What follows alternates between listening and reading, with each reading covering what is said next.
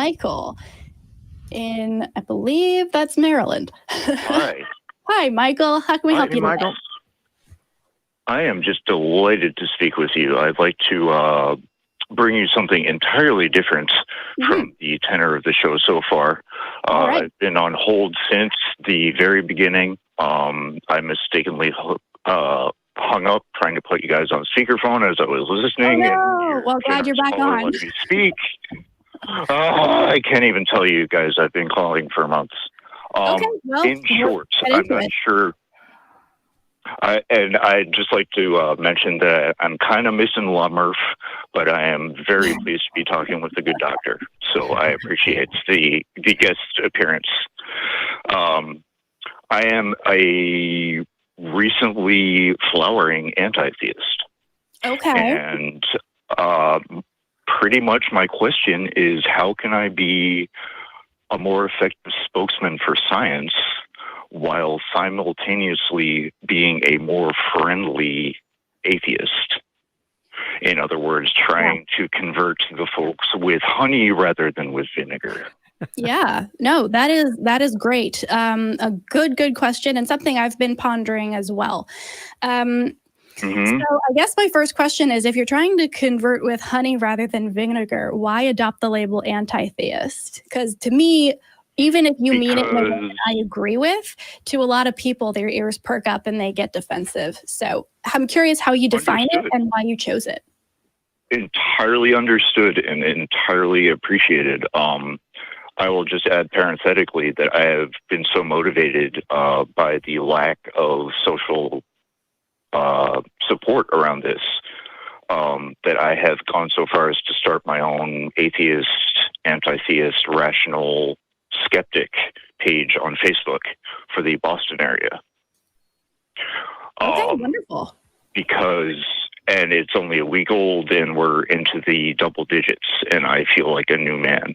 Well, if you want to plug it, feel free to drop the link into our Facebook group for the Talk Heathen fan group, and hopefully we can get a couple more people. Sitting in front of my computer. I only sitting in front of my computer, but I didn't want to feedback on you guys.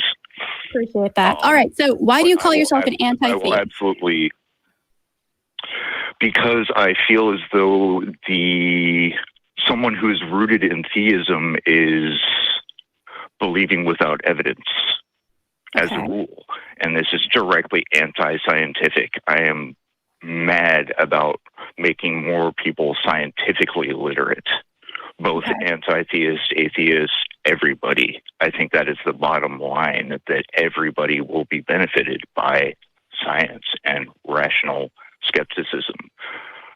My involvement with theism, I was born, baptized, confirmed. I was an altar boy. I went to Sunday school. I went to parochial school.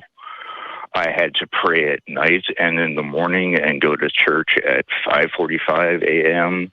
and all that. And finally, by the 16, 17 area of my life, I had just had enough. I was so incensed at my own morality being dictated to me by the fact that my mother told me that I had no choice. I was born Catholic. I was obligated. I've heard that from several Catholics that they're like, "Oh, you can't escape. This is who you are forever now." Like, thank you, appreciate that. So I'm gonna jump in here because I want to make sure we're having a back and forth and moving this along. Because I think the question is very interesting. My question is, I agree with you to an extent. I have since started thinking about whether or not anti-theist is a useful term for my purposes, regardless of whether or not I espouse those views, that inherently theism is anti-scientific to an extent. Does it make sense to call myself that if my goal is not to incite anger in the people I'm talking to? Because here's the thing. I understand where you're coming from. You are anti-theism. right? So you are against theism. Yes.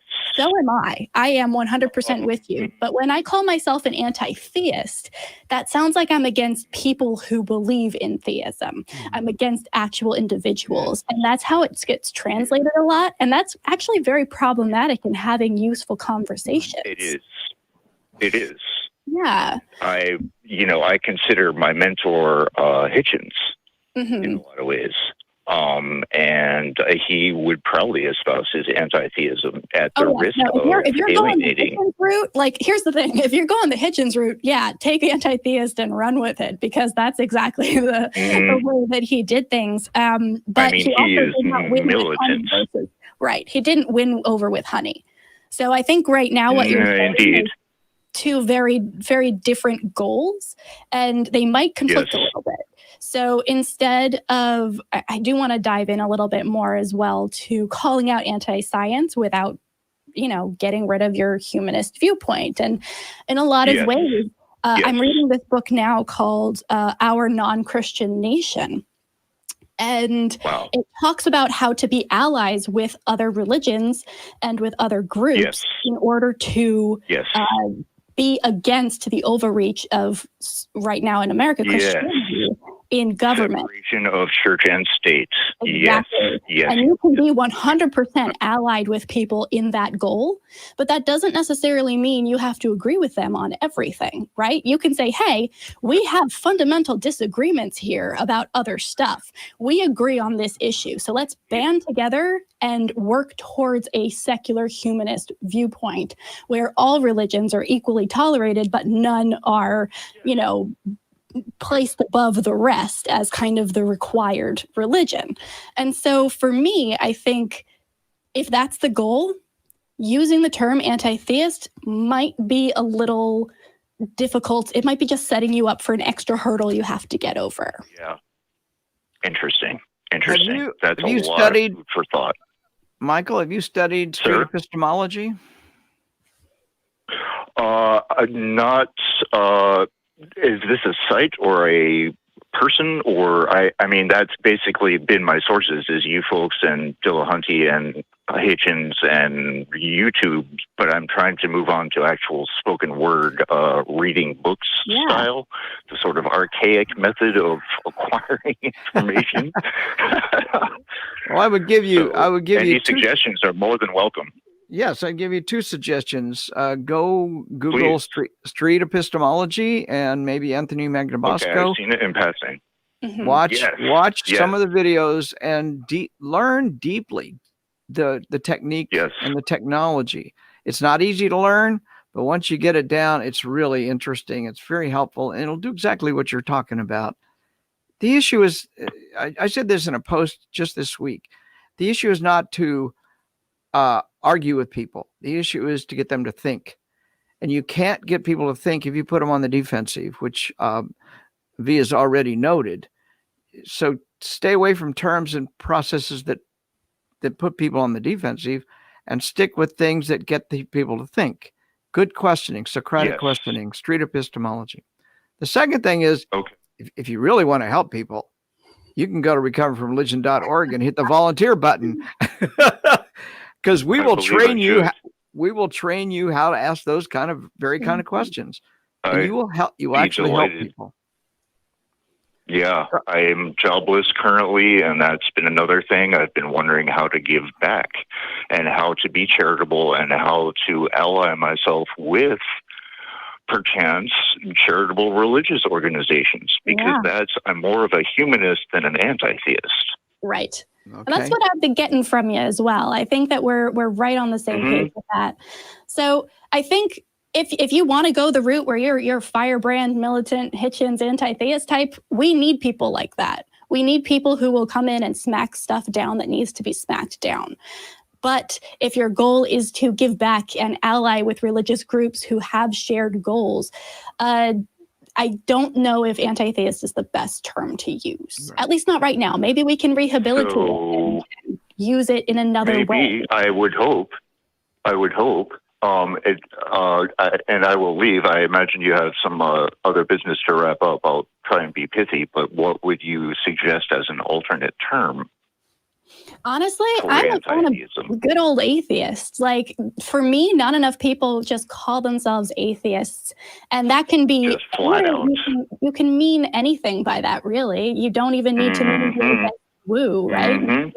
Skeptical. This is kind of why I like it.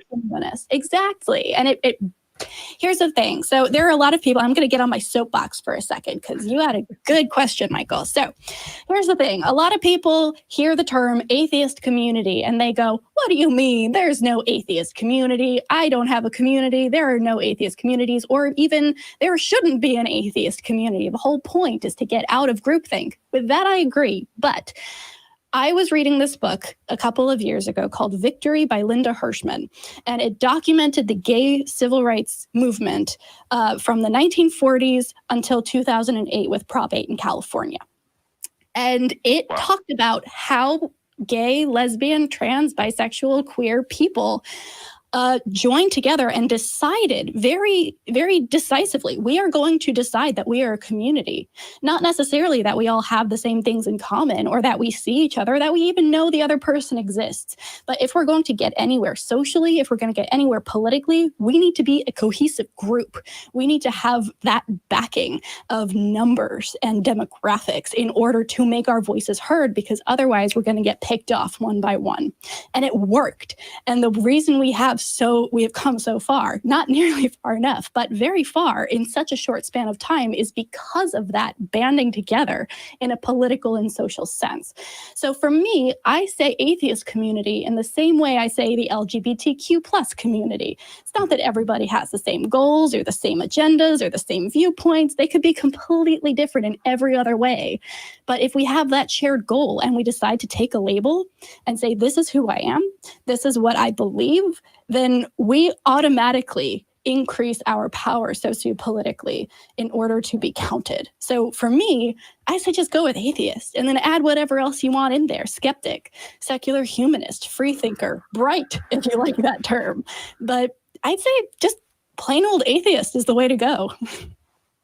Okay, duly noted. I will reach out amongst the group for feedback sort of on this, because I've been wondering amongst the what little membership I have, what their sort of thoughts are. And so far I seem to be on the right track. That people want a dialogue. They don't want to just shut each other down, because that's not how anyone learns. Exactly. And I'm as interested in learning as in teaching. I mean, if not more so, because I'm no teacher. So I love that. I think you're exactly on the right track. Feel free to visit our Facebook page and post the link. I'm sure people would be interested to check that out. And thank you for calling, Michael. Oh, delighted to speak with you. True highlight of my month. Wonderful. Thank you so much. Feel free to call back.